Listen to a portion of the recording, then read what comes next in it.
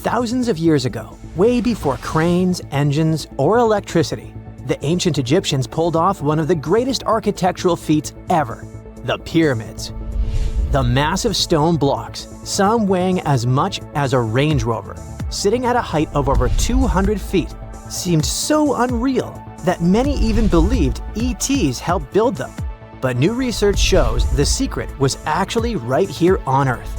The Egyptians probably used a giant ancient water elevator to move those heavy stones for their very first pyramid, the Step Pyramid of Djoser, around 4,700 years ago. Now, the first question that comes to mind is, where did they find such huge amounts of water to run this construction in the middle of the desert? Some studies say that the Sahara Desert had more regular rainfall thousands of years ago than it does today. So, the landscape resembled a savanna, not a desert. So it was possible there was enough natural water to support the hydraulic lift. Researchers found deep vertical shafts inside the first stone pyramid. They used a computer model that had info about the pyramid's remaining inside parts and the underground tunnels at the site. The team also used high-resolution satellite pictures of the area to include the amount of rainfall from the past in their research. It looks like the Egyptians would place a heavy stone block on top of a floating wooden platform, kind of like a raft, then slowly fill the shaft with water, and the rising water would lift the platform and the stone upwards, sort of like an ancient elevator in action. This cool process is called hydraulic lifting, and it's very similar to how some modern machinery works. But when the Egyptians used it, I mean, if they ever did, they would have had to do it with the most basic tools and a really advanced understanding of how water behaves. They would have to carefully control the amount of water added to each shaft to raise the stone blocks gradually, and stop at the desired level to move the stones into place. The scientists now want to find out if it was the first major system of this kind, or if someone had used it before the Egyptians. Now, not all archaeologists fully agree with this idea. Some point out there is no direct evidence, like writings or diagrams from that time, that would prove the Egyptians actually used a hydraulic lift system, whether or not they actually used this exact method. One thing is clear: the people who built the Step Pyramid were geniuses in their own right. They figured out how to move massive stones all the way to the top of the pyramid with incredible precision, and used techniques that still impress scientists today. West of the pyramid, archaeologists found some evidence of a human-made lake or reservoir. They believe the Egyptians may have created this temporary lake and used channels, or canals, to move the water toward the pyramid. The pyramid itself may have been surrounded by a moat that helped direct water into these vertical shafts. There's even an enormous stone structure nearby, which could have acted like a dam. It stored and filtered water in the amounts they needed. In fact, scientists have discovered that 31 pyramids are likely to have been built along a long-lost ancient branch of the River Nile. It is now hidden under desert and farmland. For many years, archaeologists have thought that ancient Egyptians must have used a nearby waterway to transport materials, equipment, people, and whatever else they needed to build the pyramids on the river. But up until recently, they weren't certain of the location, shape, size, or proximity of this waterway to the site of the pyramids. They used radar satellite imagery, historical maps, geophysical surveys, and sediment coring to map the river branch. The scientists believe that a huge drought and sandstorms buried it thousands of years ago. They managed to go below the surface of the sand and get images of some hidden features, thanks to radar technology. The team found hidden rivers and ancient structures running at the foothills of where most of the ancient Egyptian pyramids lie. The discovery of this extinct river branch could explain why there are so many pyramids between Gaza and Licht in what is now an inhospitable area of the Saharan desert. And if it wasn't cool enough, the area seems to have had a kind of water filtration system. Looks like they built it using a series of stone compartments that look surprisingly similar to modern water treatment plants. So, the Egyptians probably weren't just filling up the shafts with any water. They may have been managing and purifying it. They wanted to make sure it was clean and flowing in the right amounts, not to damage the pyramid or flood the area.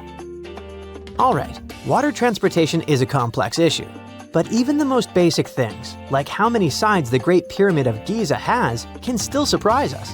It's not 4, as you might logically conclude. It's not even 5 or 3, but 8. In 1926, a British pilot flew over the pyramid and took photos from above, and only then officially confirmed it. From that high-up view, he noticed that each of the pyramid's 4 faces is slightly indented down the middle, from top to bottom. These shallow inward dips make each face split into 2 halves, turning the pyramid into something more like an octagon. That indentation is so subtle you'd never see it standing next to the pyramid, but from the air, it becomes obvious. This odd shape may have actually helped keep the pyramid stable for over 4,500 years. The special inward-sloping design, plus a super strong base, could have helped it survive all kinds of natural disasters, like earthquakes, heavy rains, and constant pressure from its own massive weight. The pyramid has likely faced over 500 severe rainstorms in its lifetime, and thanks to its design, the pyramid's angled stone layers may have actually gotten stronger over time, kind of like how a screw tightens when you turn it. If the pyramid had been built with totally flat and level stone layers, it might have started to fall apart instead. The latest news from the pyramids is that there could be a massive ancient city hidden deep beneath them. 2 scientists announced that they used a new method to read data from a technology called synthetic aperture radar, SAR. It's kind of like X-ray vision for the ground, and satellites normally use it to look beneath Earth's surface. So they say that with this cool tech, they managed to spot giant structures over a mile underground, directly beneath the Pyramid of Khafra at Giza. The scientists found 8 deep shafts surrounded by spiral paths, all leading to 2 enormous cube-shaped chambers, each one almost 300 feet wide. There are 5 more structures above the shafts, all connected by tunnels. All this might be part of a prehistoric underground city or even an ancient power station. The idea isn't new. A long time ago, the ancient Greek historian Herodotus already talked about hidden chambers under the pyramids. During the Middle Ages and the Renaissance, similar rumors popped up again. Then, in the 20th century, an American psychic claimed there was a hall of records buried under Giza. This new case is different because the people who announced it have real scientific backgrounds, hold doctorates, and claim to have invented a new type of scanning method. But still, many experts are skeptical about this finding. No one has officially proved or tested this new technology that they rely on. They base their reconstructions on imaginative guesses and not hard evidence. And most importantly, the claims don't fit with what archaeologists already know about the area from actual excavations. So until there's solid, peer-reviewed evidence, the idea of a lost city under the pyramids will remain just an idea. Wow! Scientists have found a lost city beneath Egypt's pyramids. And it's incredibly large, bigger than the biggest target you can imagine. Underground chambers, passageways, and vertical structures. Scientists have no idea what purposes they serve. But let's start from the very beginning. Italian and Scottish scientists studying the Pyramid of Khafra discovered something that looked like secret tunnels under 3 pyramids. This find might change what we know about ancient Egypt. The expedition, called the Khafra Project, was led by Corrado Malunga from Pisa, Italy, and Filippo Biondi from the University of Strathclyde, Scotland. Their mission was to focus on exploring Khafra's pyramid, the second largest on the Giza Plateau. Scientists uncovered a massive structure beneath the Pyramid of Khafra. Could it be an ancient Egyptian underground city? The experts analyzed the data they had and came to the conclusion that 8 large vertical structures could be hiding beneath, possibly wells or shafts. They extend a staggering 6,500 feet across. Imagine placing 2.5 Burj Khalifas on the ground, one after another, and you get the sheer size of this find. These shafts also plunge nearly 2,000 feet underground. Some of the deepest underground stations in the world are located at a mere 380 feet underground or so. These cylindrical shafts are surrounded by spiral paths. Picture some old Gothic castle. They're connected to two giant, weirdly shaped chambers. Are those cubes? Or possibly bowls? Each of these chambers is likely more than 260 feet across. Now, even though we know about the structures now, no one has figured out their original purpose yet. Want to hear something even more shocking? Okay then. The team is almost sure that similar access points can be found under all three pyramids. In other words, all of them might be linked by a hidden system of underground tunnels, chambers, and passages. Even deeper, about 4,000 feet under the surface, there might be more unknown structures. And doesn't it add to the mystery? But the coolest news is that, according to some team members, these hidden structures near Giza pyramids could align with the legendary Halls of Amenti. In ancient Egyptian mythology, it's a place where people are believed to arrive when they're close to the end of their days. There, they are said to take a 3-day-long trial, facing their biggest fears. Now, how did scientists even discover these hidden spaces? To uncover them, researchers used 2 satellites positioned 420 miles above Earth. They sent radar signals to the Giza Plateau, and these signals generated detailed images, which were later compiled into a 3D model of the underground layout, including the newly detected shafts. Then, using synthetic aperture radar or SAR technology, which is a type of radar that can penetrate through stone, the team also spotted 5 small room-like structures hidden deep within the pyramid. One of these chambers contained a sarcophagus, which was once thought to be the tomb of Pharaoh Khafre. But now, scientists believe this was a mistake. The true burial site is likely to be elsewhere. In any case, these 5 hidden rooms were completely unknown before the scans. They seem to be arranged in the center of the pyramid and are linked to underground pathways leading somewhere below the structure. There's an opinion that these tunnels could lead to more hidden chambers and wells. Some of them might be around 4,500 years old. Wow! What if they help us solve ancient civilization mysteries? Preliminary data suggests that all this underground space can be much more than a few empty chambers. There might be many more hidden structures near the Giza pyramids.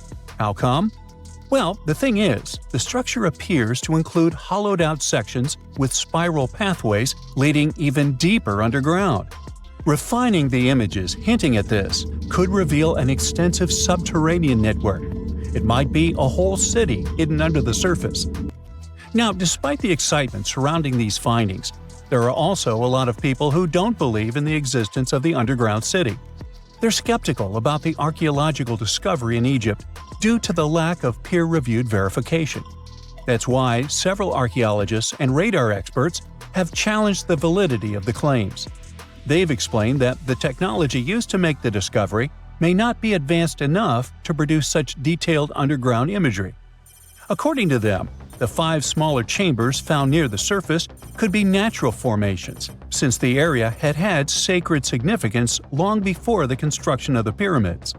Some experts have even dismissed the use of radar methods in this context altogether.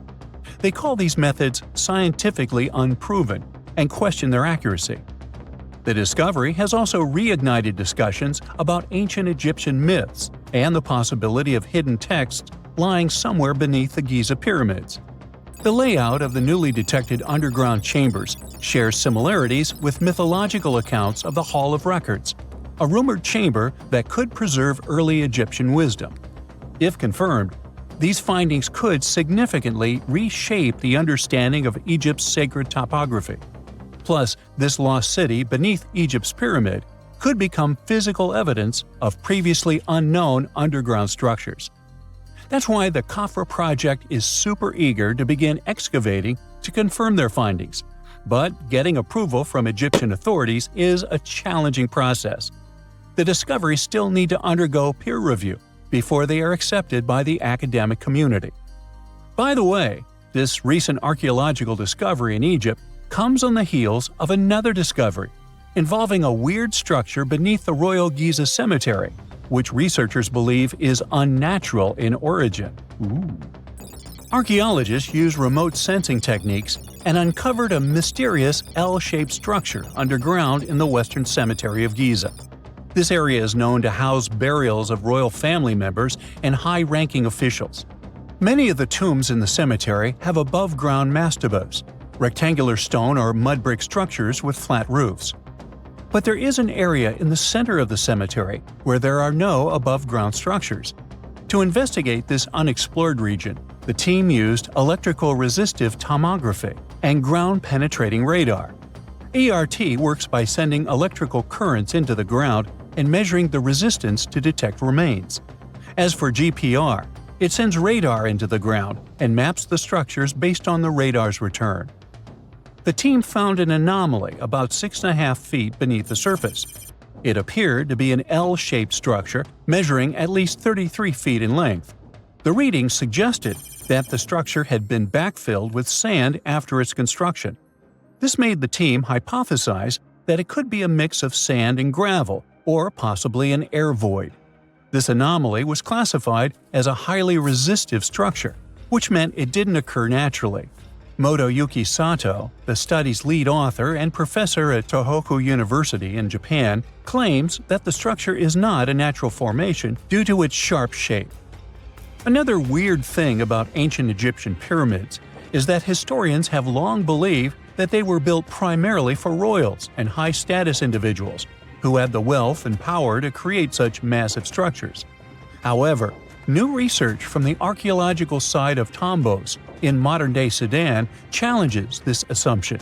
The thing is, Tombos' pyramid may have served as burial sites for low-status workers as well as elites.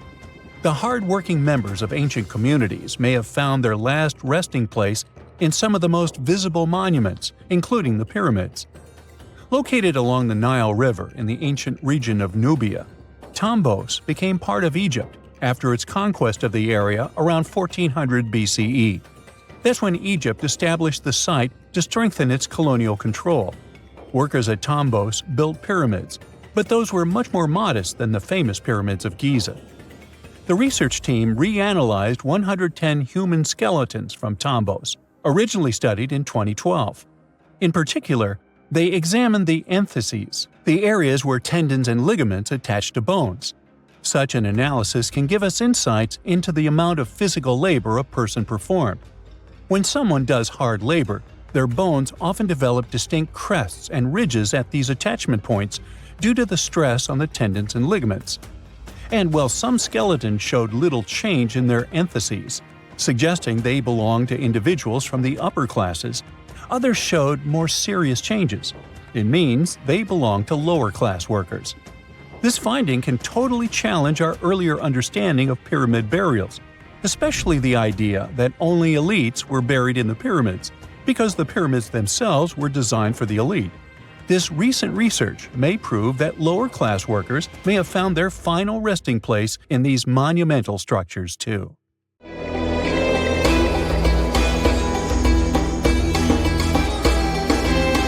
The Great Pyramid was created as the final resting place of ancient Egyptian monarch Khufu.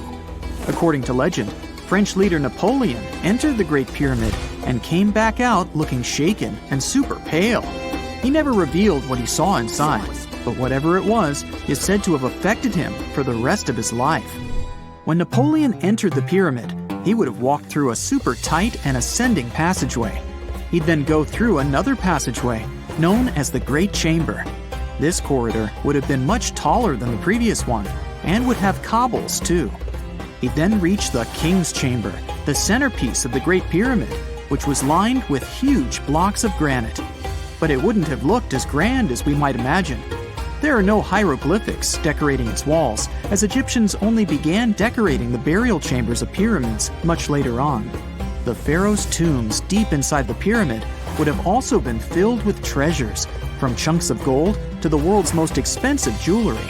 But this would have all been looted a long time ago.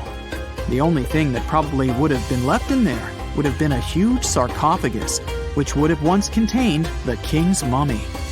He'd also have to walk past the queen's chamber. This room most likely didn't hold any queens though, as pyramids were usually only built for one person. There are mysterious tunnels leading from here. To this day, no one is really sure what they're there for.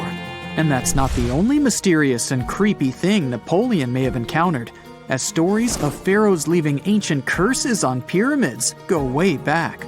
Many pyramids had warnings written on the outside, telling of horrifying things that would happen to those who entered and disturbed the peace.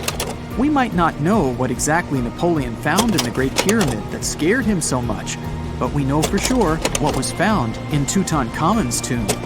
Tutankhamun was an ancient Egyptian pharaoh who was only 8 or 9 years old when he took to the throne. He became a cultural phenomenon when his tomb was discovered almost completely intact in 1922. His pyramid sits in the Valley of Kings in Thebes, modern Luxor, which is in Egypt. Unlike the Great Pyramid, Tutankhamun's tomb was covered in beautiful wall decorations. The walls told the story of how he would travel to the afterlife through the underworld. Egyptians believed all people would have to take this journey, so they would fill their tombs with objects and paintings to help them get there. There'd also be spells painted on the walls. They believed this would help people pass over to the next realm. The journey would be pretty long, and for that reason, the ancient Egyptians would also fill the pyramids with food. Tutankhamun's pyramid was filled with 8 fruit baskets. They even found something called gingerbread fruit in there. The rooms were jam-packed with furniture, statues, clothes, and staffs, amongst a whole bunch of other things.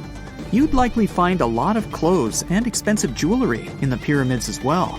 The ancient Egyptians wanted their ancestors to travel in style to the afterlife. They put Tutankhamun in his final resting place with over 50 pieces of clothing, all of the highest quality. There were tunics, scarves, gloves, and headdresses, and a ton of jewelry. Bracelets, pendants, necklaces, rings, and scarabs for protection were all found inside. Each of them was made of gold or precious stones. There were also fans made of ostrich feathers to keep the old pharaoh cool in the hot Egyptian sun. But the temperature inside the pyramids never actually went above 68 degrees Fahrenheit. The ancient Egyptians developed a super cool air conditioning system that we don't fully understand even today. Tutankhamun's pyramid also contained 130 walking sticks made from ebony, ivory, silver, and gold to help him on his journey. There were 3 chariots hidden away in case he got tired of all the walking. They also put 11 boat paddles inside, but there was no sign of any boat.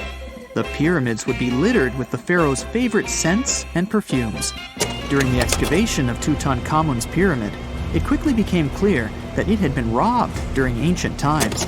There was damage to doors and traces of oils left in empty jars.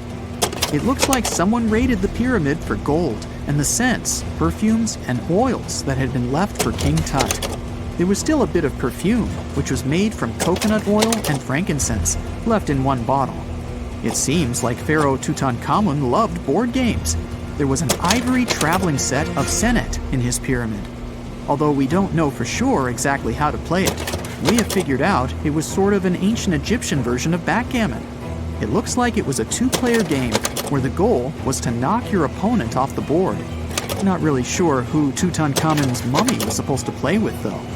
The ancient Egyptians had some rituals that may seem pretty strange to us. For example, they used to shave their eyebrows off if they ever lost a cat. So it's not too surprising they put some really weird things inside pyramids. Archaeologists discovered a collection of mummified cats and scarab beetles in pyramids that date back more than 4,000 years. They were found in the pyramids of Saqqara, which is south of Cairo. They also found a bunch of makeup kits and mirrors inside. Makeup was worn proudly by both men and women in ancient Egyptian times. Eyeliner was the most popular cosmetic. The Rosetta Stone was one of the best discoveries ever made in pyramids. It was found by our man Napoleon Bonaparte and his team. It's a black granite rock that dates back to 196 BCE. It's transcribed in Greek, Demotic, and hieroglyphic. When it was translated in 1822, we got the key to understanding ancient Egyptian hieroglyphics for the very first time. The discovery of Queen Hatshepsut's mummy in 1903 changed our understanding of the Egyptians forever. After she had passed away, her successor, Thutmose III, removed most of the evidence of her reign, so we basically knew nothing about Egypt's first great female leader. She's now gone on to become one of the few and most famous female pharaohs of Egypt.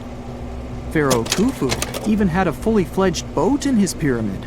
archaeologists uncovered more than 1,200 pieces of a giant boat near the Great Pyramid at Giza. They reassembled the boat, and it's a whopping 144 feet long. It's most likely a solar boat, which was designed to carry the resurrected king with the deity Ra. Fun fact, the Pyramid of Giza is the last remaining of the 7 wonders of the ancient world. The other 6 are the Hanging Gardens, the Colossus, the Temple of Artemis, the Mausoleum, the Lighthouse, and the Statue of Zeus. This pyramid was also the world's tallest man-made structure for 3,800 years, and it's the biggest pyramid in Egypt. It took a staggering 2.3 million blocks of limestone, and some weighed as much as 80 tons. It took an incredible 100,000 laborers and a whopping 23 years to build. Its original height was a mega 480 feet. In 2017, archaeologists discovered something weird about Egypt's Great Pyramid. There's a hidden void that's at least 100 feet long, and no one really knows why it's there or what's actually inside it. The weird void is the first inner structure discovered within the 4,500-year-old pyramid since the 1800s. Scientists used cosmic rays to detect the massive hole, but are still no closer today to finding out what's inside. The ancient Egyptians took a lot of care building the pyramids, and everything was strategically placed and structurally sound, so it's super unlikely that this hole is due to blocks falling over time. Loads of pyramids also contain small model figurines called ushabti. These represented attendants. They believed they would come to life to serve the pharaohs in the afterlife. But it's amazing that all this stuff actually fit inside. There isn't actually a huge amount of space inside the structures. It's mostly just rock. An ancient structure, the largest of its kind, is standing silent and ominous in the Egyptian desert. What if this pyramid, the Pyramid of Cheops, isn't just an ancient tomb? What if it's the colossal foundation of a long-lost technology far beyond our understanding, built as part of an ancient space elevator? A space elevator sounds like something out of a futuristic sci-fi movie. It's a massive cable anchored to Earth and going all the way up to the stars, allowing travel to and from space without rockets. What if someone managed to build it millennia before us? Let's start with the pyramid itself. The Pyramid of Cheops isn't just any pyramid. It's the heaviest and most precise of all the pyramids on our planet. Historians believe it's around 4,500 years old. But there's an opinion that it might be much, much older. Some claim that there's evidence supporting this theory, but it has been dismissed by Egyptologists. Probably because it doesn't fit the established story, or because the implications are too world-shaking. Now, look at the pyramid structure, at these huge blocks stacked with laser-like precision, aligned to true north, rising up in a sharp, stable form. Inside, there are only a few narrow, sloping corridors and a small number of rooms. The corridors don't even make sense for human movement. They're narrow, angular, probably designed to accommodate something else, something functional. The passages themselves look more like maintenance tunnels than ceremonial spaces. They don't even run horizontally, slanting inward and downward as if carrying some hidden purpose. There are also diagonal channels running from the edges toward the center, their purpose unknown. Lubrication channels or pressure tunnels. And then there's the main room, situated close to the pyramid's heart, but not right in the center. Why? Now look at this bizarre vertical shaft at the very top, piercing downward toward the center. Around the pyramid, there's rust, thousands of tons of it. What if it's the remnants of a technological complex? An ancient spaceport decayed into dust and debris millennia ago? Could the rooms have been technical chambers for maintaining the impossible? A cable that stretched all the way into space? Then the corridors and channels could have been used to stabilize, fasten, or even power this mysterious device. Historians insist these pyramids were tombs or ritual sites. At the same time, when archaeologists can't explain an ancient structure, they often default to religious use. The truth may be far more practical and shocking. The pyramid could have served as the base of an immense, stabilizing structure designed to extend a cable toward space. An ancient civilization could have built it to efficiently transport massive loads into orbit. A space elevator would have been efficient and economical and could have supported an advanced society's need for regular, dependable access to the sky. The pyramid's mass is beyond belief, and it might not be an accident. To anchor something like a space elevator, a structure would need to resist the pull of a cable stretching thousands of miles into orbit. It would need to balance centrifugal force with monumental gravity, and this colossal stone pyramid could have been that counterweight. And the pyramid's inner rooms, corridors, and channels might have served specific technical purposes. Next to the Pyramid of Cheops, there's the slightly smaller Pyramid of Khafra. It has similar diagonal corridors, similar central rooms, and the same purposeful alignment. Could it have been a version 1 space elevator? A prototype of the technology used in Cheops? Like old runways left abandoned at an airport, Khafra could be the first draft of something far grander. You might ask, why would anyone need such a colossal structure in the ancient past? Well, because the further you advance, the more you seek efficiency. A space elevator is the ultimate economical solution for transporting huge amounts of cargo to and from orbit. It's the dream of modern engineers, and maybe it was the achievement of an ancient society. We barely know who lived on Earth 10,000 years ago, let alone what technology they might have wielded. What if there was once a civilization advanced enough to build such an elevator? They may not have been human altogether. Maybe they were visitors. Perhaps they were Earth-based. We might never find the answers to this mystery.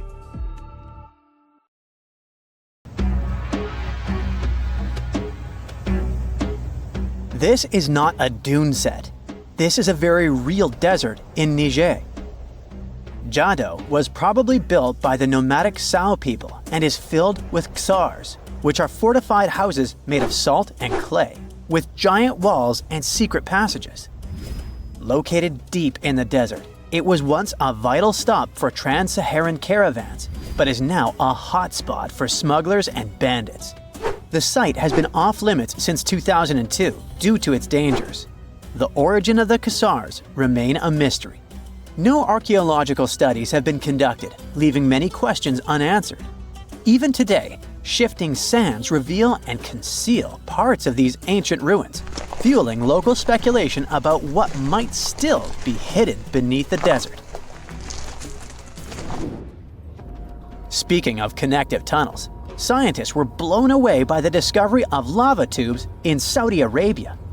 These underground passages form when molten lava cools down. Researchers believe that ancient nomadic groups may have utilized these tunnels to survive the super harsh desert climates. While excavating the tunnels, archaeologists uncovered artifacts, rock art, and skeletal remains. The art and animal bones show that the people who used the tunnels were probably sheep and goat herders. They're still piecing together whether these groups lived in the tunnels for extended periods or just used them as temporary shelters. The Great Pyramid of Giza has been standing for thousands of years, but it's still hiding secrets.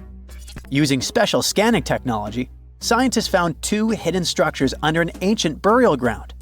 The first is a shallow L-shaped structure, and below it is a much larger space that could be a final resting place or a chamber. The smaller structure was filled with sand on purpose, while the deeper one might be an empty chamber. Experts believe the two are connected, possibly as an entrance leading to a secret chamber. This is big news because it might give us some more insight into who built the pyramids and why.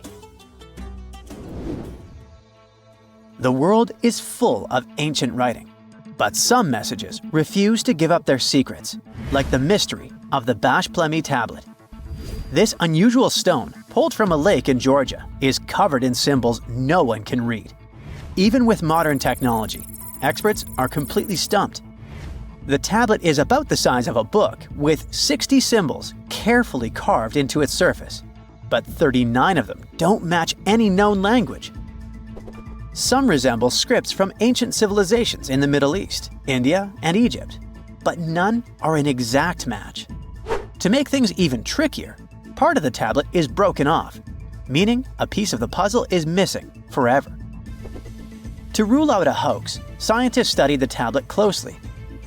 They confirmed it's made of vesicular basalt, an extremely tough local rock. Whoever carved these symbols must have been really skilled. Based on similar archaeological finds, experts believe the tablet could date back thousands of years. possibly to the Late Bronze or Early Iron Age. Some symbols repeat, which could mean their numbers. Maybe it's an inventory list, a record of battles, or even an offering to the deities. Until someone cracks the code, the Bashplemi tablet remains an unsolved mystery from the depths of history. Experts are still stumped with what this Minoan disc might mean. The Phaistos disc is one of the most mysterious finds from the Minoan civilization. This 6-inch clay object, discovered in 1908, has strange spiral markings that no one has fully decoded yet. The disc has 241 symbols on both sides, showing everything from people and animals to tools and plants. Experts have come up with many theories about what the symbols mean. Some think it's an early form of Greek. Others suggest it's a prayer or a hymn. And some even believe it could be a letter from a king in Anatolia to a Greek ruler. Let's see who will be the first to figure this out. It's always a fun day at an archaeologist's office when they find something as big as a 2,000-year-old marble head. A French archaeologist mission went digging inside an old medieval house near Alexandria in Egypt and found a statue's head depicting an old, possibly ill man. This statue dates from the last Egyptian dynasty before it became part of the Roman Empire, and the site where it was found is associated with the likes of Cleopatra and Mark Antony. For archaeologists, even the smallest finds at this site means a lot. You've heard of Lucy, right? The Australopithecus that was an early ancestor for us humans. Well, scientists found some of her species' footprints somewhere in Tanzania. The so-called Laetoli footprints are over 3 million years old. The trail stretched 88 feet and has about 70 footprints, left behind when a bunch of early humans walked across some wet volcanic ash. What's cool is that these early humans were already walking on 2 feet, like us, not all hunched over like apes. The close spacing of the prints shows they probably had short legs and a shorter stride than we do today. In an ancient Egyptian temple, archaeologists uncovered a shrine unlike any other, a place dedicated to falcons and 2 mysterious deities. One deity had a falcon's head, while the other wore a crown with a sun disk and cow horns. But the most baffling discovery was an inscription that read, "It is improper to boil a head in here." At the heart of the shrine, there are 15 headless falcons carefully arranged on a pedestal, likely as offerings to the falcon-headed deity. One theory suggests the birds were boiled first, perhaps to pluck their feathers, before being placed in the shrine, following the strange rule carved into stone. Archaeologists also found a 13-inch iron harpoon nearby. Its true purpose remains unknown, although the shrine also held remains of fish, mammals, and bird eggs, suggesting that the rituals may have included feasting. And speaking of ancient Egypt, meet Hathor. Scientists named her after the ancient Egyptian deity of motherhood, music, and singing. This wooden statue, housed at the Metropolitan Museum of Art, was thought to be just a beautiful artifact, until a surprising secret was uncovered. Using an X-ray machine, experts found a mechanical operating system inside it, with pulleys and axles connecting her shoulder to her left leg. When activated, the system made her hand raise and lower, an engineering marvel from over 3,000 years ago. The statue was created during Egypt's Middle Kingdom, around 1800 BCE, and is often compared to 19th century automata due to its advanced design. It's believed the statue was used in religious ceremonies, symbolizing Hathor's role in dance and music. An unexpected discovery happened in northern Kuwait, where a Kuwaiti Polish team uncovered a mysterious 7,500-year-old statue. The statue features an elongated skull, no mouth, narrow eyes, and a flattened nose. This feature is thought to be an Ophidian figurine, named after the Greek word for snake, and it was likely made by the Ubaid culture, a civilization known for their pottery skills. While no one knows exactly what role this weird statue played, it might have been linked to rituals or symbolic practices. Some scientists think these figurines, found in homes or final resting places, were tied to important cultural beliefs. We couldn't mention unresolved mysteries of this world without speaking about these elongated skulls. In the deserts of Peru, researchers uncovered 5 ancient skeletons, 2 with unnaturally elongated skulls. While head shaping was common in many cultures, these skulls defy explanation. Local legends tell tales of the so-called gentiles, a mysterious race banished underground by the powerful deities. Some say this is what the skulls represent. Others think this is some type of genetic anomaly, which was confirmed after finding an infant skull, too large to be artificially shaped. Consider the Great Pyramids, one of the original 7 wonders of the world and the only one that still exists today.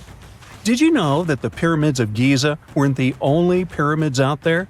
And they weren't even the first ones. First, there were the pretty good pyramids, but they didn't catch on. Nah, I made that up. Back to the story. In ancient Egypt, it was believed that kings were chosen by gods to serve on earth as their mediators. In the afterlife, they were expected to become gods themselves. The pyramid complex was built to make sure that the king had everything they might need in the afterlife. The complex included the pyramid, a palace, and temples. The tomb in the pyramid, where the king was buried, was filled with many things they might need, like furniture, food, and gold vessels. Actually, the first pyramid had been built 80 years before the first pyramid of Giza appeared. Overall, there were around 100 of them. Some weren't finished though, since the construction took a while and not every pharaoh lived long enough to see the end of the construction. And now let's talk about the construction itself.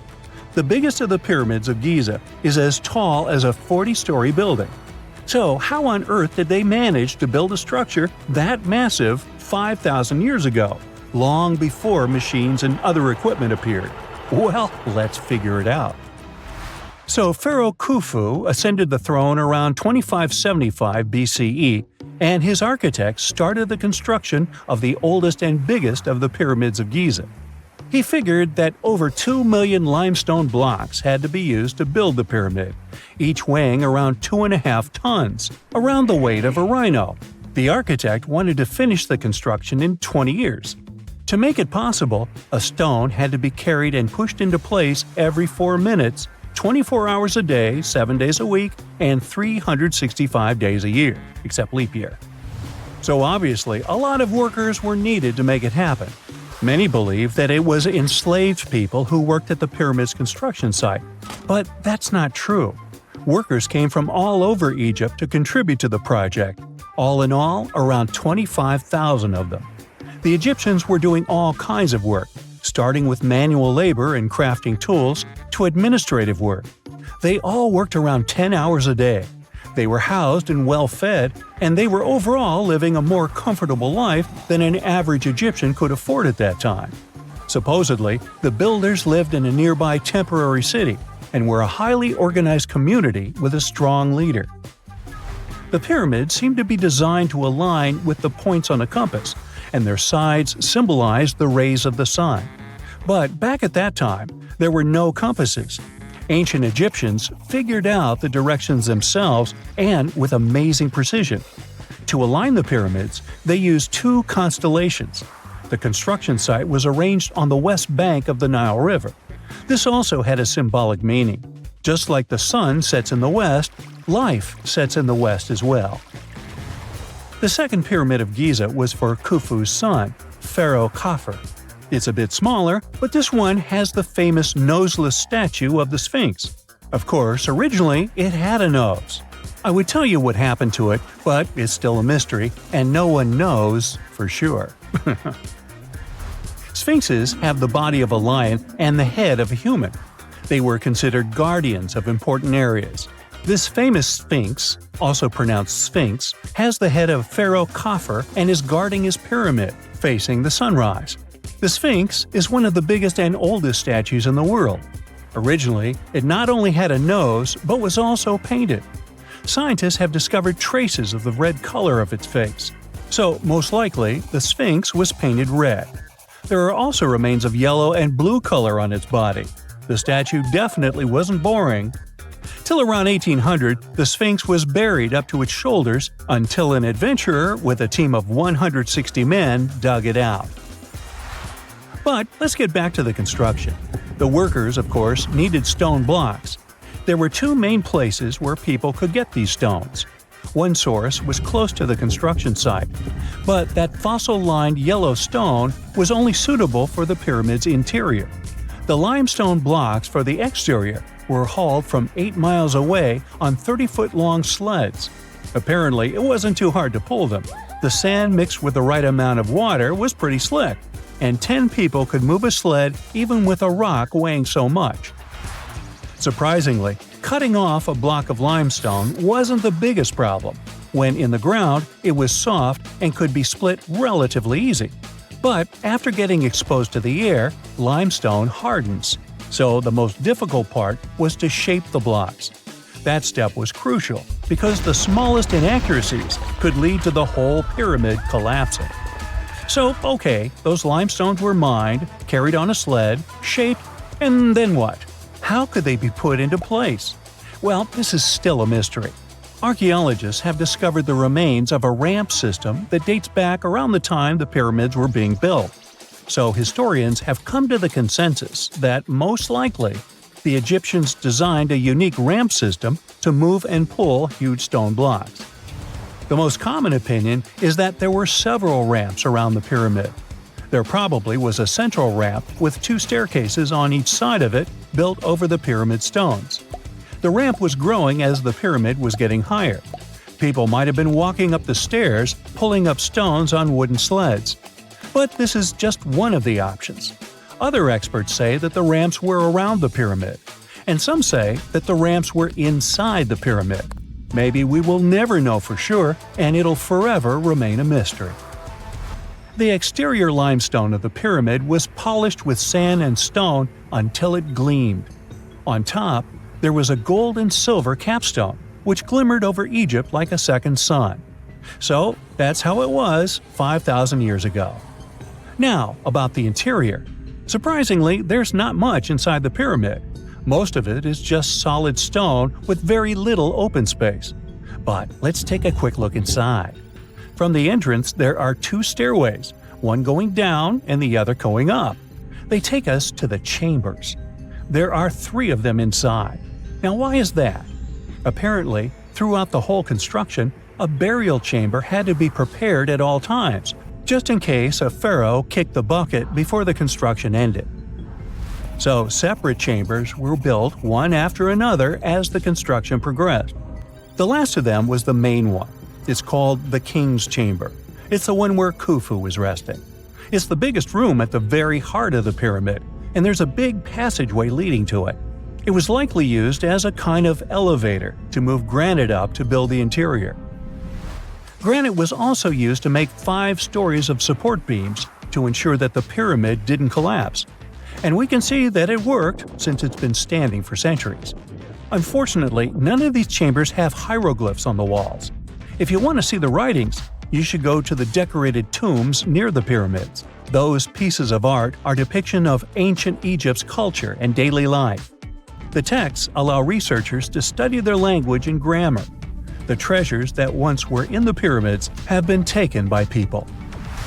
There are also many secret tunnels and passages inside the pyramids, but even today, no one knows the whole plan of the interior. Scientists have been sending little robots with cameras inside for many years, but there's still a lot we don't know about the pyramids. Now they're trying to use an X-ray to scan the pyramids from the outside without going inside. So yeah, ancient Egyptians did create a mystery no one has been able to crack for 5,000 years already. If there's a question that still baffles archaeologists to this day, it's this one. How did the ancient Egyptians build those magnificent pyramids? As far as we know today, their resources were quite limited. especially in terms of tools and building materials. We still don't have a fully satisfying answer, but hey, we've got some pretty amazing theories worth considering. The leading contender among these theories involves the clever Egyptians employing a sneaky strategy. Now picture this. They constructed a slanted and curving mound made of bricks, earth, and sand encircling the pyramid to be. As the pyramid grew taller and taller, they simply increased the height and length of this wacky structure. It's like they were playing an ancient game of Jenga. Now, how did they get those massive stone blocks up there? Well, according to the legendary ancient Greek historian Herodotus, they used sleds, rollers, and levers. It sounds like they turned construction into a supersized game of tug-of-war. And guess what? Herodotus also claimed that the Great Pyramid, the one from Giza, the granddaddy of them all, took a whopping 20 years to build. There's more. Herodotus also dropped a mind-boggling number on us. 100,000 men were supposedly involved in this pyramid extravaganza. Did they hire the entire Egyptian population? Well, it might not be as far-fetched as it sounds. These men were probably mostly farmers, so they probably focused on the pyramids when there wasn't much work to be done in the fields. Like during the flood season of the Nile River. Obviously, specialists in the archaeological community had something to add to this theory. By the late 20th century, they discovered some evidence that suggests the workforce might have been smaller and more permanent than previously thought. Instead of a massive army of 100,000 pyramid builders, they proposed that a modest crew of around 20,000 workers, accompanied by support personnel like bakers, physicians, and even spiritual leaders, could have gotten the job done. There was also this theory that claimed that the pyramids were actually built from the top downward. It suggested that these colossal structures were nothing more than isolated hills used as quarries. The stones were supposedly drawn from these hills, and over time, competing engineers took charge and transformed them into the iconic pyramids we know today. Now, before you dismiss this theory as a wild fantasy, some folks thought it wasn't completely crazy. After all, there are instances where isolated hills exist, so maybe this theory had a tiny glimmer of truth. Whether it involved ramp building or ingenious work schedules, one thing is clear. Those pyramids have definitely left their mark on history and on our imaginations. Now, speaking of ancient Egyptian mysteries, there's this gigantic unfinished obelisk sitting in ancient Egypt, and scientists are trying to figure out how it was shaped. Now, some people suggest that our industrious ancestors used handheld pounders to get the job done. One expert has a different take on the matter, though. He argues that if we take a closer look at the pattern left behind by the shaping tool, we'll notice something peculiar. The walls of the trenches surrounding the obelisk display a neat and even pattern, which is pretty unlikely if they were pounded away by mere mortal hands. According to this expert, those horizontal striations are usually the result of a tool that takes breaks while removing material, leaving its mark on the surface. But wait, there's more. Imagine the tool being rocked back and forth against the trench walls, clearing away the waste to keep the trench from narrowing. Well, in that case, the tool might have left some funky horizontal striations where it was pressed against the sidewall. This sounds like some fancy technology at play, don't you think? And guess what? The dynastic Egyptians probably didn't have access to that kind of know-how. Another famous Egyptologist from way back also uncovered a bunch of core drills during his adventures. Although the actual drill bits are missing, his collection houses these particular core remnants made of limestone, alabaster, and even granite. These constructions aren't the only amazing thing the ancient Egyptians left behind, though. As it turns out, the Egyptians were the genius minds behind the creation of the handheld mirror. Yeah, that little mirror you use every day to check yourself out. But here's the twist. These mirrors are like pieces of art. They were decorated with inscriptions and figures. But that's not all. The Egyptians had a serious concern with their appearance. They knew the importance of personal hygiene and looking fabulous. So, in their quest for pearly whites, they invented toothbrushes and toothpaste. Dental problems were pretty common back then, and their smiles weren't exactly all white. Dentistry wasn't their strongest suit, you see. Maybe their minds were distracted by all that pyramid building. So that doesn't mean those ancient toothpaste recipes weren't amazing. One delightful concoction included rock salt, mint, dried iris petals, and pepper. Some brave dentists in the 21st century tried it out, and it worked pretty well. Ground-up ash was also used in another recipe to create a tooth cleansing paste. Mint was missing, so that didn't do much for their breath. That's when the genius Egyptians came up with the world's first breath mints. They made tablets from heated spices like cinnamon, and they mixed it with honey. Now, let's shift gears to home decor, Egyptian style. They surely took ornamentation to the next level. While the concept of decorating furniture started in Mesopotamia, the Egyptians cranked it up a notch. They went all out with different colors of ink and even developed various weights of paper. Oh, and let's not forget about those cute little area rugs we all have in our homes today. Guess who came up with the idea? Yep, the Egyptians. They used the versatile papyrus plant to make those cozy rugs. And speaking of trends, the Egyptians loved their knickknacks. They had an assortment of small figurines in the shapes of cats, dogs, and people. These statues were made from various materials, like simple sun-dried mud to the ultimate bling of gold. It all depended on how loaded you were. The Egyptians were also all about farming, and they knew that clean water was crucial for their crops and animals.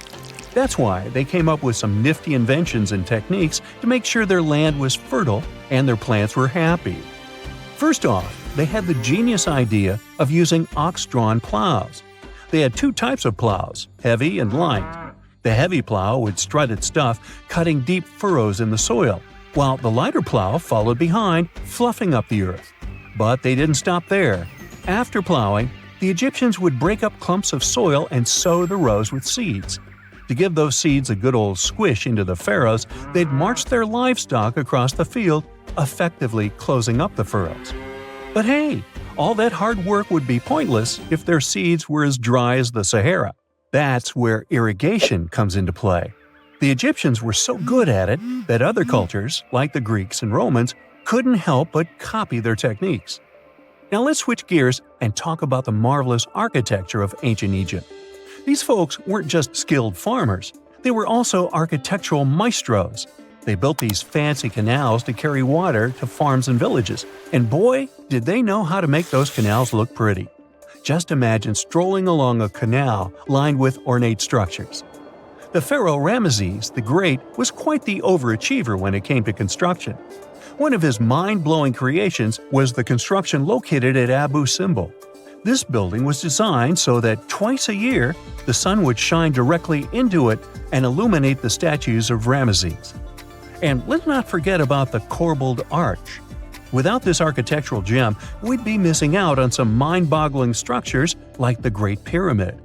The Egyptians knew how to make things stand tall and proud, thanks to their engineering and construction wizardry. They built grand halls and inner sanctums that make your jaw drop. And some of these temples doubled as astronomical observatories. The year is 1923.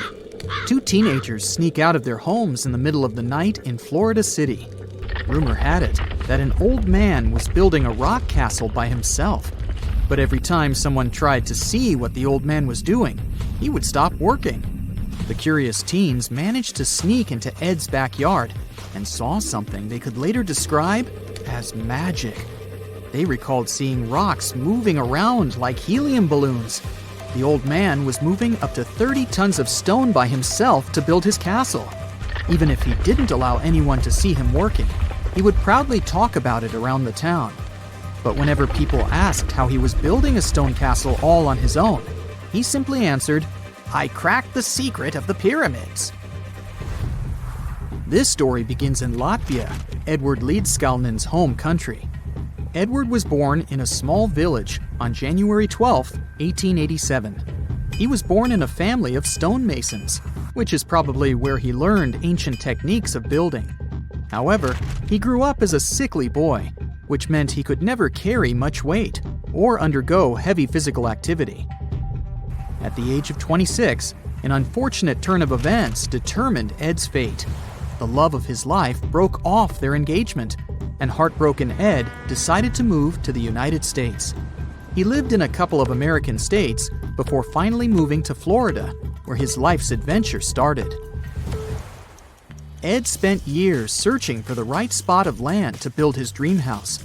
He always rejected good farmland. When people wondered why, he only smiled. Finally, when he bought land of his own, it was deemed terrible by his close friends. The soil was bedrock. He could neither plow nor farm it, but it seemed perfect for what he was seeking to build. Ed's close friends would often describe him as eccentric. When asked why he wanted to build a house, he would only say, "It's for my sweet 16. Someday she's coming back." Then, he'd change the topic of the conversation.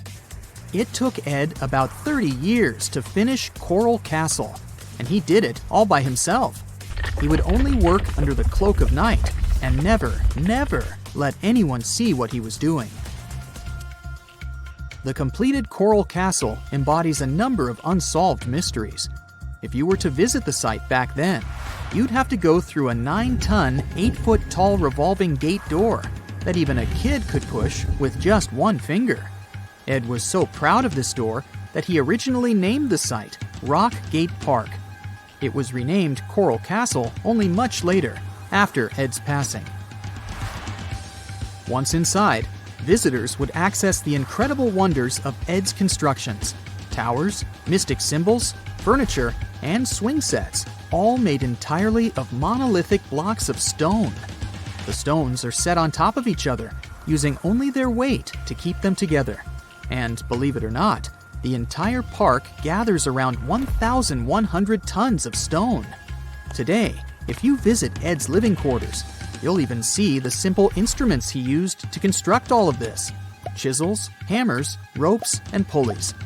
The type of work he did is difficult even with modern-day equipment, let alone without it. Coral Castle's main mystery lies in how Ed managed to do it. The only photograph of Ed Leedskalnin at work shows a simple leverage structure of a chain hoist attached to a wooden tripod. The tripod was made of old telephone poles with a small wooden box on top. What was in the box is, of course, a mystery. Unfortunately, he took his secrets with him, not sharing the truth of his work with anyone else. Yet, not all is lost, as there are many theories and speculation surrounding what could have happened there. One theory says that there is a harmonic grid inside the Earth's surface, something that would create anti-gravity spots around the globe. It's believed that Coral Castle was built in such a spot. This could explain why it took Ed so long to find land that pleased him. Maybe what he was looking for was a place that allowed him to experiment with anti-gravity forces. Yet, whenever Ed talked about his work, he would say he understood the laws of weight and leverage, and, sure thing, that he had cracked the secret of the pyramid builders. And what secret is that, you might ask? According to Ed himself, it has to do with magnetism. He even published a pamphlet called Magnetic Current. There, he explains that every object has magnetic particles inside of them. A person just needs to understand where they are located inside such objects. This way, objects can be lifted and moved around without much effort, just like moving something heavy underwater. Researchers say that if we assume Ed Leedskalnin and the pyramid builders used the same technique, then it would only have taken 4,700 workers to build the Great Pyramid of Giza, instead of the 20,000 to 100,000 that is currently estimated. But this story just keeps on getting more and more mysterious. In the late 1920s, Ed was finishing the construction of Coral Castle in Florida City. Rumors about his work had spread around town. People said Ed was hiding a stash of money somewhere in his living quarters. One night, a group of men waited until Ed was alone and broke into the castle to rob him. They couldn't find the money, and luckily didn't harm Ed. But in the following days, he decided that it was best he moved out of that land. Of course, he took more than his toothbrush along with him. Ed decided to move the entire Coral Castle to another land, 10 kilometers away from where he had built the park. Legend says he hired a truck driver and asked him to swear secrecy about what Ed intended to do. He asked the driver to look away while Ed loaded the truck by himself, moving all of the rocks without any help. With the truck loaded, Ed and his castle moved to Homestead, Florida, where the park is located until this day. In 1986, a group of engineers from Florida University was called to try to fix the park's gate entrance, the 9-ton revolving door that Ed was so proud of. They arrived with plenty of modern-day equipment, including a 20-ton crane. When the engineers took the door down, they noticed that Ed had used a strange circular stone at the bottom of the revolving door. The engineers couldn't understand how this frisbee-sized rock could withstand 9 tons of weight without breaking into pieces. They sent the rock to the geology department at the University of Florida, but the geologists simply returned the rock, saying they couldn't find a match of this rock in their databases. They couldn't determine its origin. The engineers put the 9-ton gate back into place, trying to use other techniques. At first, it didn't work without the base rock Ed had originally used. So, they had to cut the gate rock to make it work as a revolving door once again, proving that modern-day technology couldn't replicate what Ed had done single-handedly. Fast forward to 2011, and another man claimed to have cracked the code of the pyramid builders and Ed Leedskalnin himself. Wally Wallington, a retired construction worker from Lapeer County, Michigan, has managed to build using similar techniques to those used by Ed. Wallington is known for having built his personal Stonehenge in Michigan. He is said to have used simple machines, such as levers and counterweights, moving around multi-thousand-pound concrete blocks. Unlike Ed, Wallington has shared his techniques with the public. Multiple videos are showing the clever engineering he built from very simple materials. It sure is impressive. The man has moved his entire barn into another property just with the help of simple tools. However, there is no way to prove that these were the same techniques used to build Coral Castle. To this day, the secrets of Coral Castle haven't been unraveled. But hey, we can always keep trying to solve it. Imagine working 7 days a week on a large-scale construction site. You, along with thousands of others, carry millions of stone blocks and put them on top of each other according to a complex system. You work without modern construction equipment. You have no air conditioning or constant access to water. It's so hot outside that you can fry eggs on the road. You've been building the pyramid for decades, and now, when it's finally done, you enjoy the result of the colossal work of thousands of people. You're looking at a giant cultural monument of global value that will freeze in time and amaze people for tens of thousands of years. A few thousand years have passed. People in the 21st century see the pyramids and are like, "Wow, I can't believe humans have built this." Yeah, the people who built the pyramids wouldn't have appreciated such a theory. But actually, there are reasons to believe that people built it using some fantastic technology. From the outside, it seems the Great Pyramids are just big triangles of stone. People just put some heavy blocks on top of each other, and that's it. In fact, the design seems too perfect to be true. The pyramid consists of more than 2 million blocks. They lay so close to each other and are so even that you couldn't squeeze even a thin sheet of paper between them. Scientists still can't figure out the exact technology for building the Egyptian pyramids. One of the biggest and most famous is the Great Pyramid of Giza. This huge construction, well known all over the world, has one big secret. There should be a capstone on top of the pyramid. It's a triangular-shaped stone block, a small pyramid on top of a huge one. It's also called a pyramidion. The builders of ancient Egypt made it out of granite and limestone and covered it with gold. No records or old drawings prove that there was a pyramidion at the top of the Great Pyramid of Giza. But there's another ancient Egyptian structure with such a triangle, the Red Pyramid. It was built before the Great One, and its capstone has survived to this day. Archaeologists have found and reconstructed it. But where could the capstone of the Great Pyramid be? It's a mystery that still has no answer. Some are sure that some thieves have stolen it from the top. Maybe they just climbed up and pushed the pyramidion down. It makes perfect sense. The capstone was probably the most valuable element of the pyramid. Many scientists and archaeologists still don't know its exact purpose. Some believe that this peak covered with gold glorified the pharaohs. The capstone reflected moonlight at night and illuminated the entire space around it. During the day, the capstone reflected sunlight with its shiny surface. You could have noticed it from afar. The top of the pyramid was a kind of guiding star for lost travelers. All other stone blocks of the pyramid consist of limestone. People polished them to make them look shiny. In the past, they were even glowing and reflected light. You could see glowing pyramids from space, although they looked like tiny lights.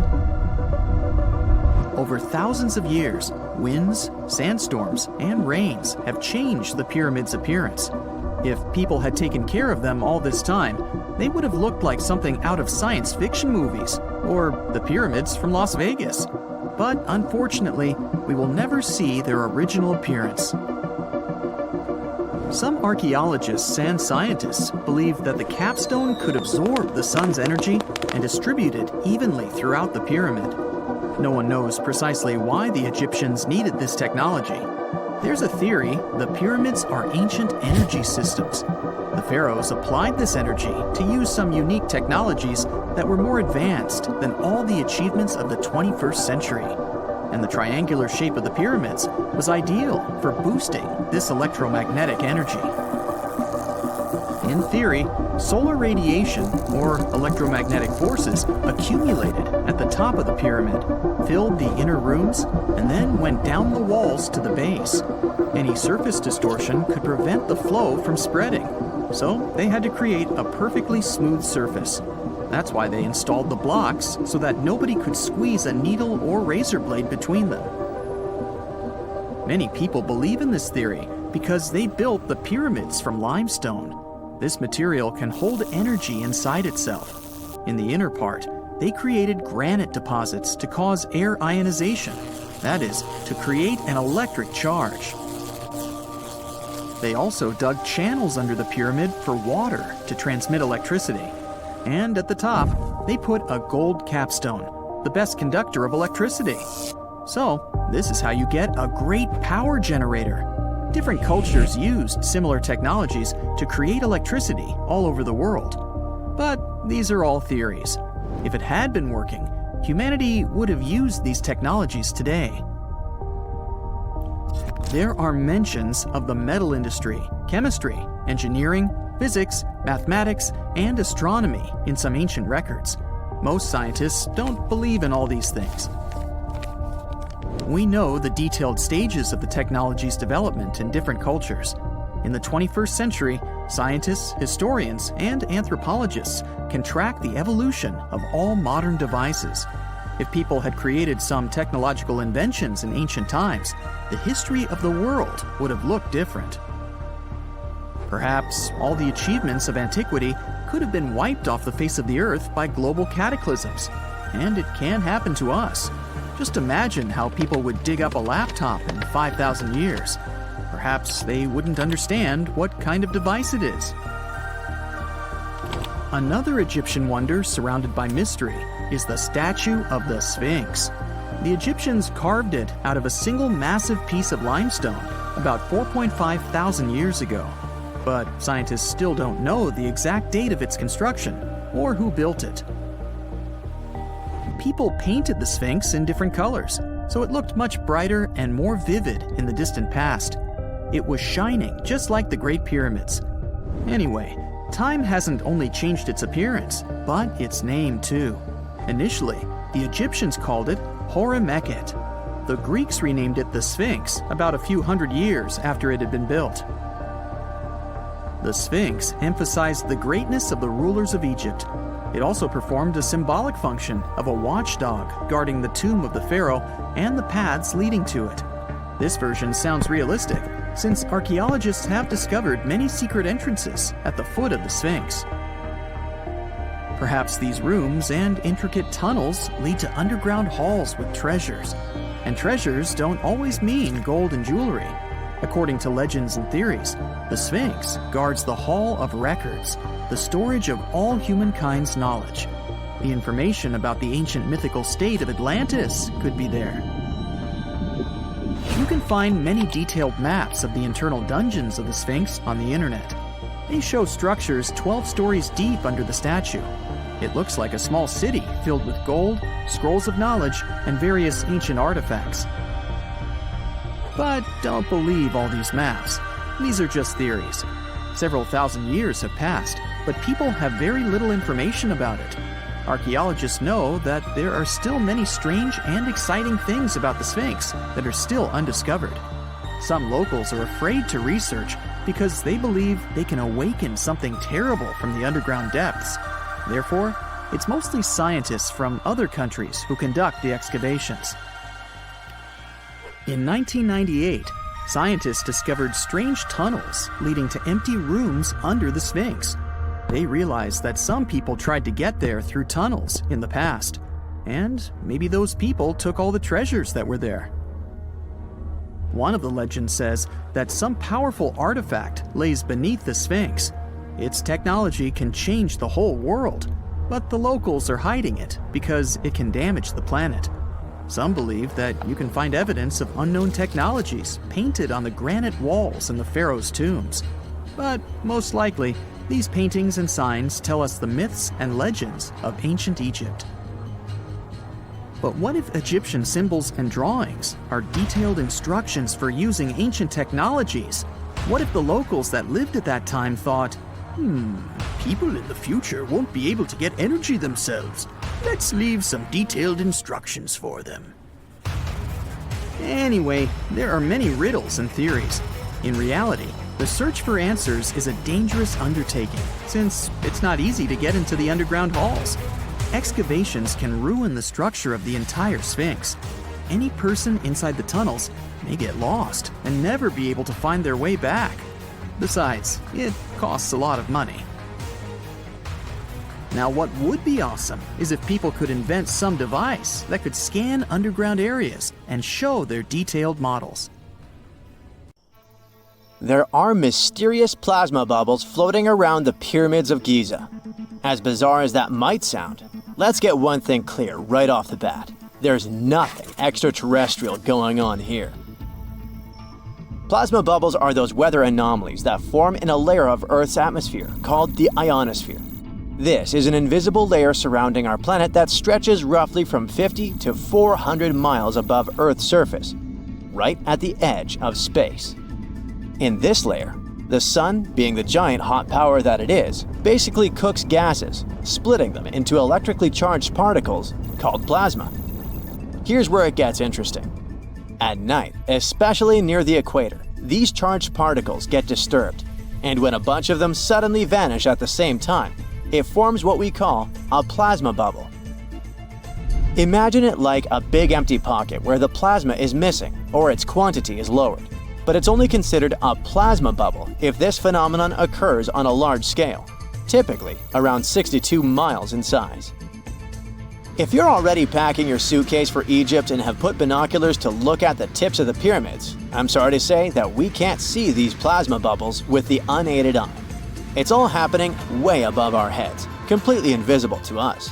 Scientists need to use special equipment, like the Latitude Long Range Ionosphere Radar, or LARID, to detect these bubbles. This advanced technology helps researchers track and observe the movement and formation of plasma bubbles in real time. This formation, by the way, can be triggered by solar storms. That brings us to November 2023, when an impressive solar storm occurred. On a scale from 1 to 5, this one was classified as a G3, which is considered a strong event. Solar storms occur when sunspots are basically cooler, darker areas on the sun's surface, release bursts of energy into space. These flares triggered several geomagnetic storms on Earth. While this might sound like doomsday stuff, it didn't disrupt our daily lives too much. In fact, it was great news for skywatchers, since the solar storm created stunning auroras. with the northern lights visible as far south as Greece and Turkey. But this particular storm in 2023 also had another interesting consequence. It caused the largest plasma bubble ever recorded by the Chinese radar. This phenomenon was so massive that it covered regions as far apart as the Egyptian pyramids and the Midway Islands in the Pacific Ocean. Now that's a huge distance, and it is a big deal for science. And that's because plasma bubbles are a growing threat to modern technology. Experts say they can disrupt satellite communications and GPS systems. So if you're using Google Maps or Waze and suddenly it can't figure out where you are, a plasma bubble might be to blame. Great. We now know what's going on with those bubbles, detected above the pyramids of Giza. But things get even weirder inside this ancient construction. Apparently, the Great Pyramid of Giza has the ability to concentrate electromagnetic energy within its interior. A couple of years ago, a group of researchers decided to see what would happen if they took this ancient architecture and hit it with radio waves. I mean, waves that are similar to the kind your phone uses, but on a much larger scale, up to 1,900 feet long. But since they couldn't just start blasting radio waves at the actual pyramid, they did the next best thing: computer modeling. Using these simulations, the researchers discovered something incredible.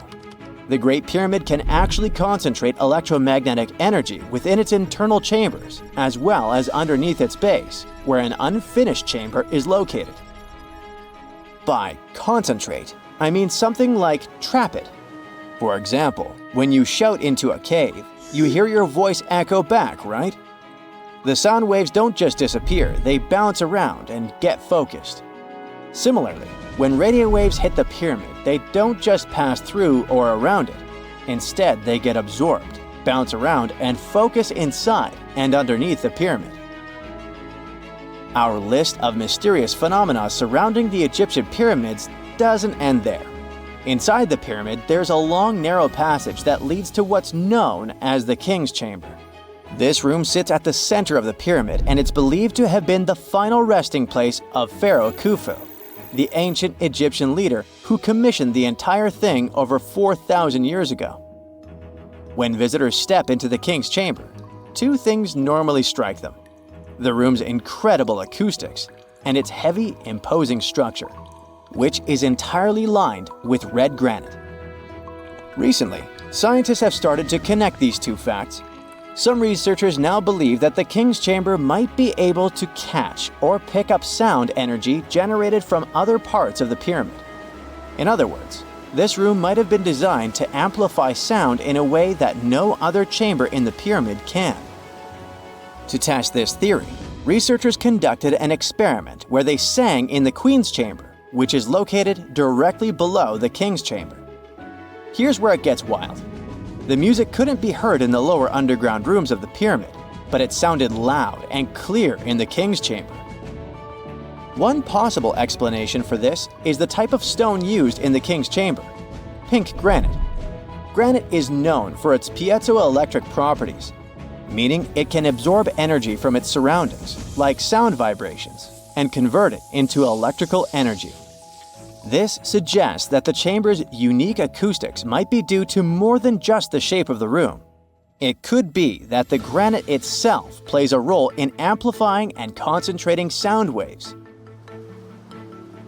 According to scientists, these discoveries open up a whole new field of research into the pyramid's potential. Could the ancient pyramids have somehow harnessed the energy created by sound waves, or even Earth's natural vibrations?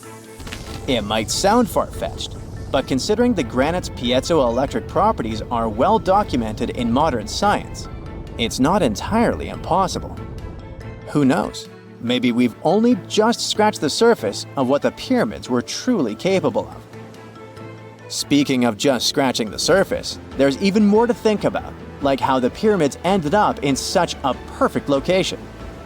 It seems the builders lined up the Great Pyramid with the cardinal points, meaning its sides are almost perfectly aligned with the four main directions: north, south, east, and west. There are many theories about how they did it. But one study suggests that Egyptians might have used the fall equinox to achieve this perfect alignment. During the equinox, the sun rises and sets directly in the east and west. It probably made it easier for builders to use the sun's position as a guide. By watching the sun during this time, they could make sure the pyramids were positioned just right. If we think about all these strange things about the pyramids, I mean their perfect alignment, the ability to concentrate radio waves, and the materials used in the chambers that might generate electrical energy, could the real purpose of the pyramids actually be much more complex than just being tombs?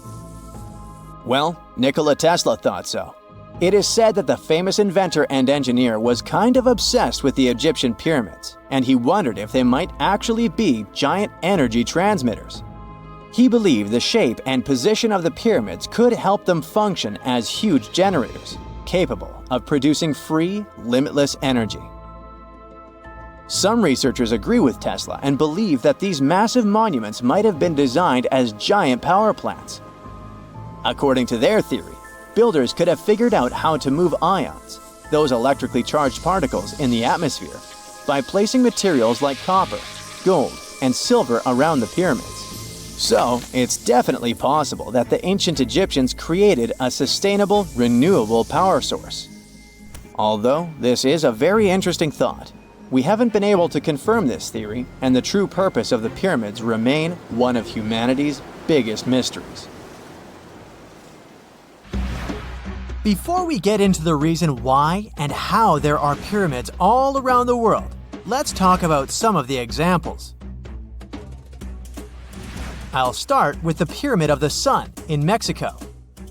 These folks really knew how to build a city. Their well-planned urban center spanned over 7 square miles and boasted several pyramids. But the Pyramid of the Sun is the most impressive.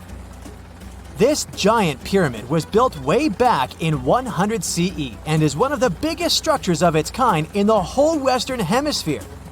It's so big that it's 216 feet high above the ground.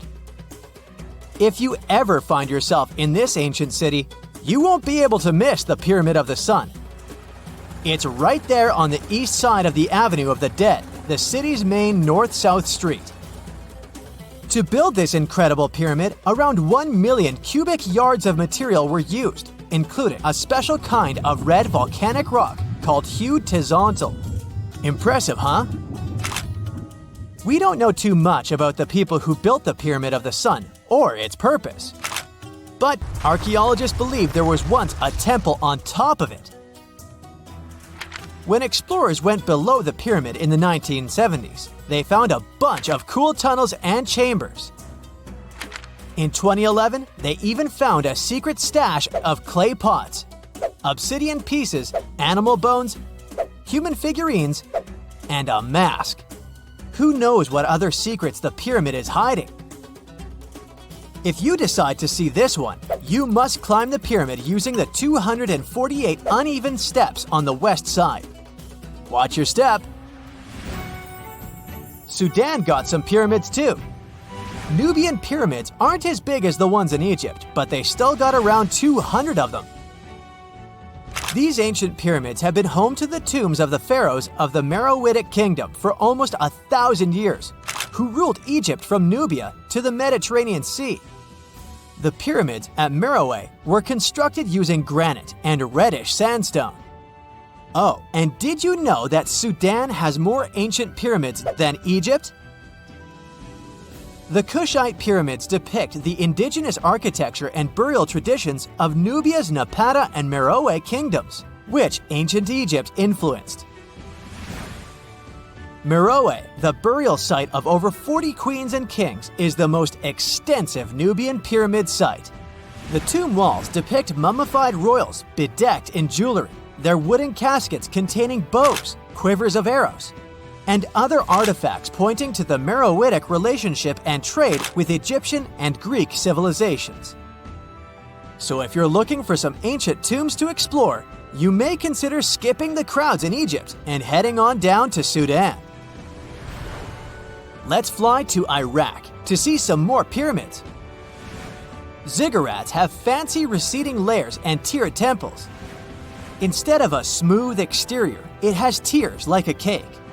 Perfect for all the important work and rituals that went on inside.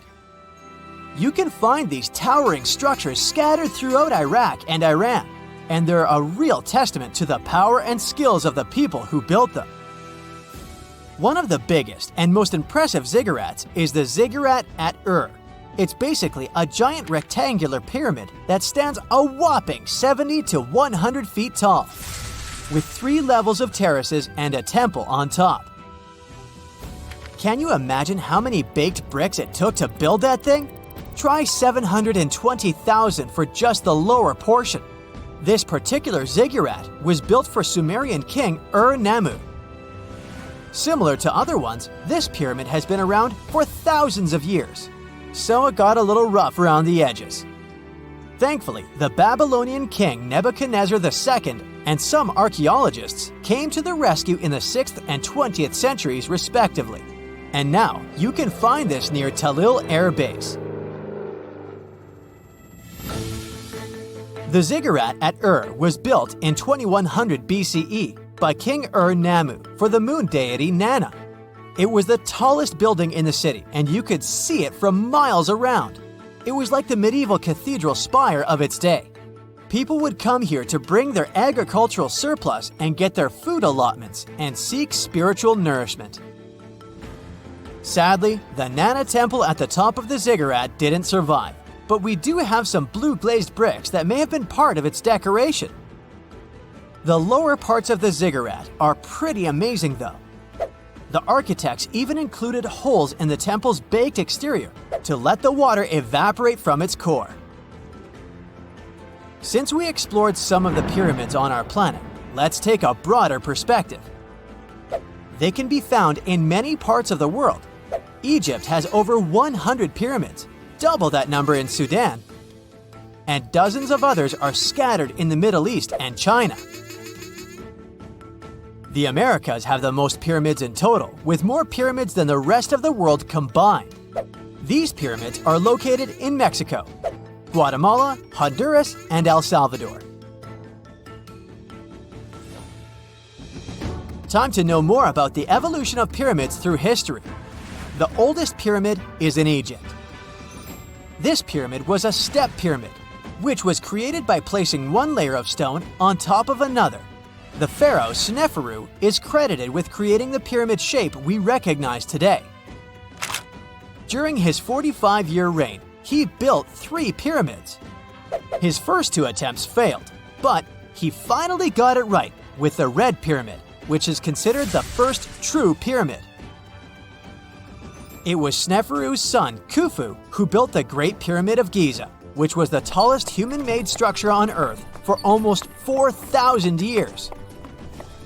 Latin American pyramids are similar to early Egyptian step pyramids, but they were built independently with no knowledge of each other. The pyramids in Sudan were built around 700 BCE and are tall but much narrower than those in Egypt.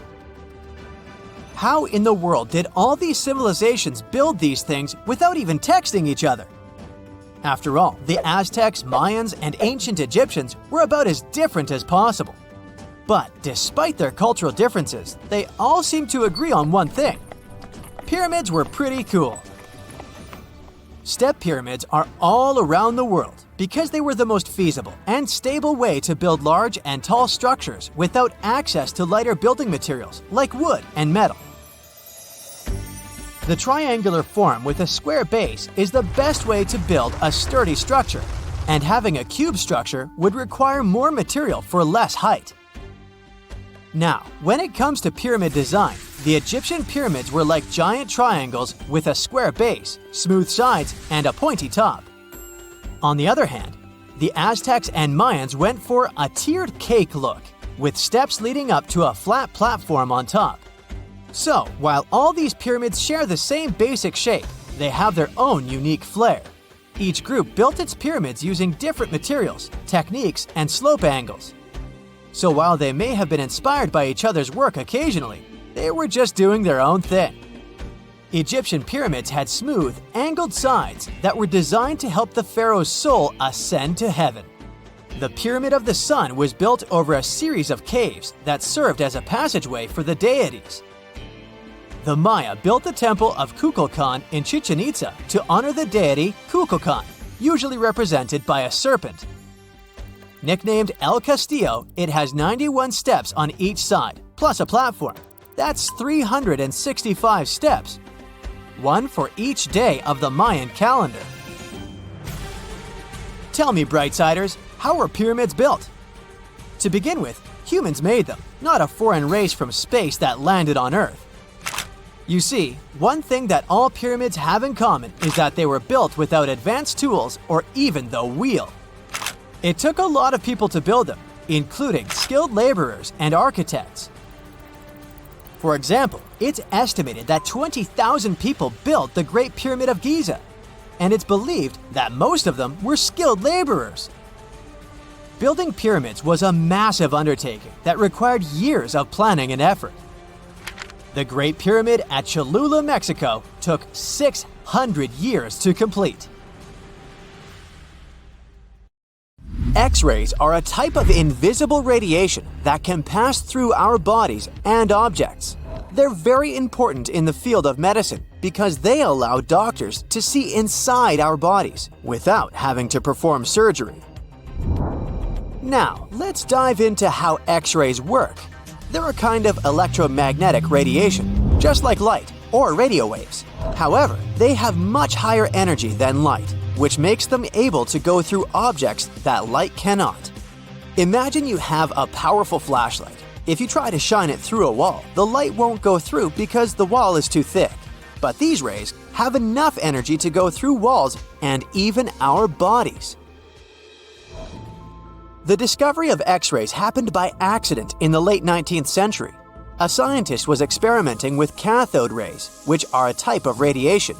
He was working in his lab and noticed that a nearby fluorescent screen started to glow, even though it was not directly exposed to the cathode rays.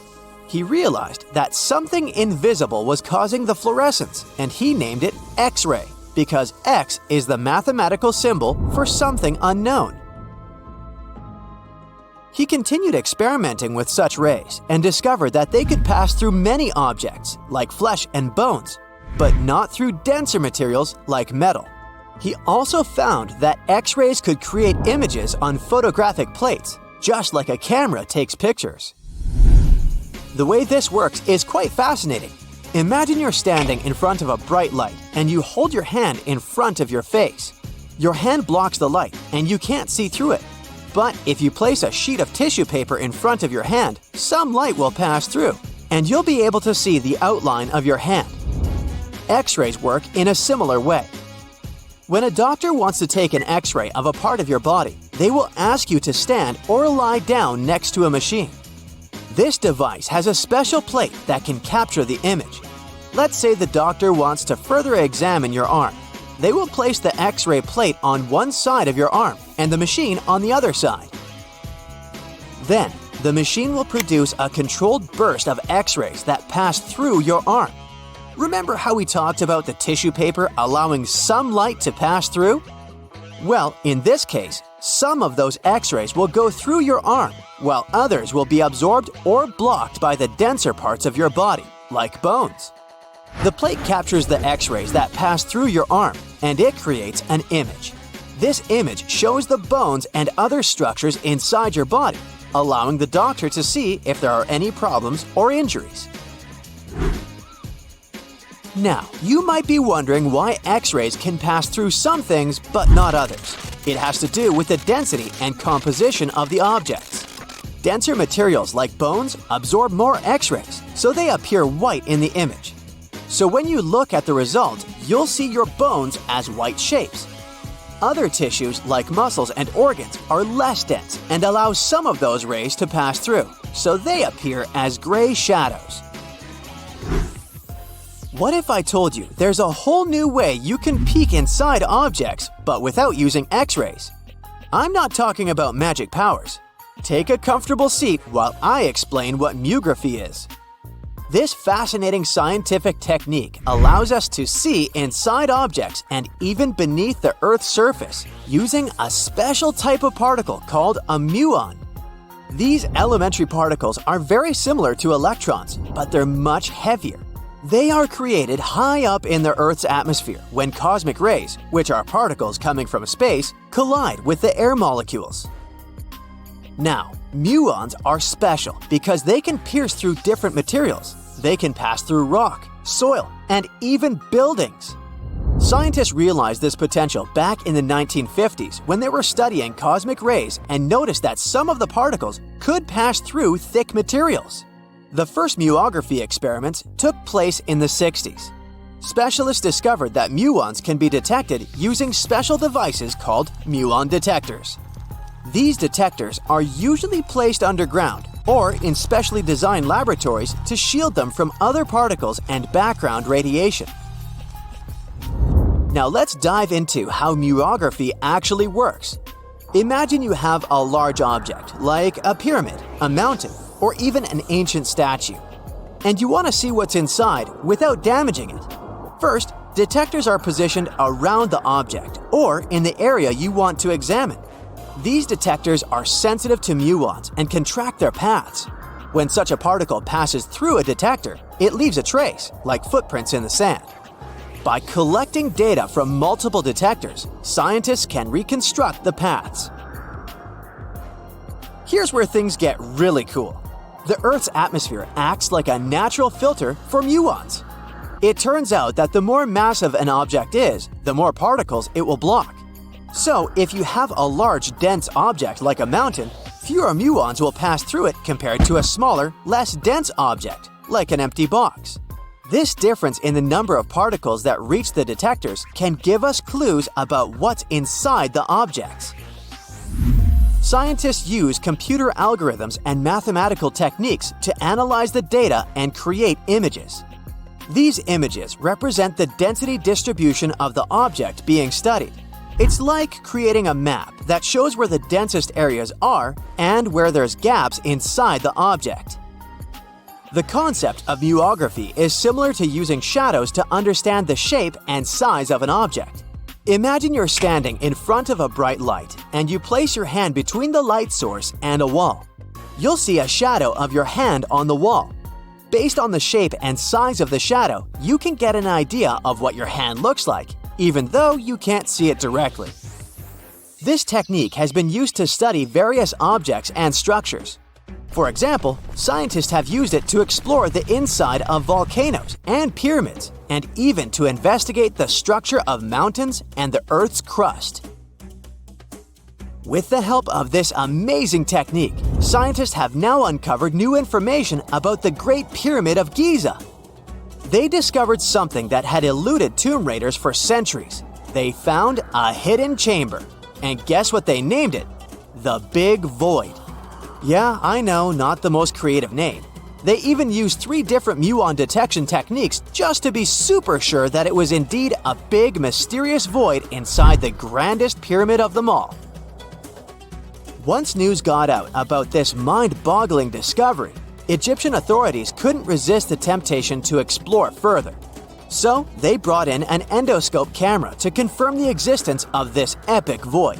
So they inserted a camera through one of the openings underneath the entrance, and voila, it revealed a corridor. More so, the corridor had a chevron ceiling. I can't help but imagine the ancient Egyptians using it as a cool dance floor. Another team of scientists decided to take another shot at scanning this newfound void. According to them, the Great Pyramid of Giza is a pioneer in the pyramid game. It used a technique called chevron to cover internal structures and keep them from collapsing. Now, why did the ancient Egyptians build this corridor and the grand void it leads to? One theory suggests that the corridor was built to relieve pressure inside the pyramid. Another theory says that the void could be a result of the pyramid's construction process. It could have been an internal ramp used to move roof blocks into position, and then it was left there or filled loosely with rubble. According to other enthusiastic explorers, there might be another burial chamber waiting to be discovered. They believed that the pyramids were built with a dash of randomness in the construction process. As the builders worked their magic, they realized that some chambers wouldn't be able to handle the weight of a majestic sarcophagus. So they made adjustments on the fly, creating new plans as they went along.